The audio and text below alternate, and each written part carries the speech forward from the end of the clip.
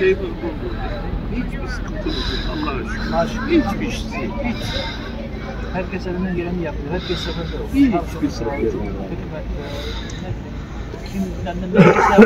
Bunun sapan altından kimse kalkamaz. Doğru, çok büyük bir afet, çok büyük bir Yani Saha kimlerin geniş. duasını almışız ki gene böyle şeyiz.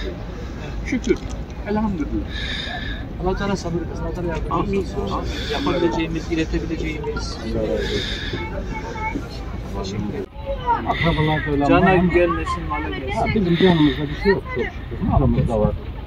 Ama Hamdolsun şu kendi var. verdi, kendi. Belki bizim ailemizde de mesela yakın akraba yok fakat Yakın akrabalarımızdan var. biz araya fark koymuyoruz. Hepsi bizim canımız, hepsi bizim Şimdi ciğerimiz. Hepsi dünya olarak büyük ben bir çok acı. ağladım. Evet. Çadıra geldikten sonra dünya olarak bir yumrum. Evet, Dünya olarak. hamdolsun. Türkiye olarak değil. Çok güzel, Ha, çok iyi bir ben bundan çok duygulandım, çok ağladım. Evet. Hala tüylerim diken diken oldu. Evet. Yani ben buna çok duyuyorum. Evim yan yattı, hiç üzülmedim. Dedim canım ısrar. Ama Hamdolsun. buraya gelince dünya tek yumruk olduğunu gördüm, ben ağlamaya başladım. Bak bu çok güzel bir tespit. Başka türlü, başka şekilde ağlamadım. Özellikle İslam ümmeti Aynen. hepsi ciğeri çok yani buraya bütün ülkelerine seferber oldular. Bu çok güzel bir şey. Bizim bir daha ümmet bilincinin hatırlanmış olması açısından bir vesile oldu en azından. Bütün acılarımıza rağmen bu tür güzellikleri de oldu Evet. bu vesiletin.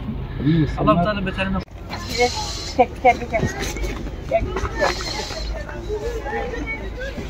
Allah razı verenlerden Allah razı olsun. Verenleri birbirimize yardımcı olmalıyız.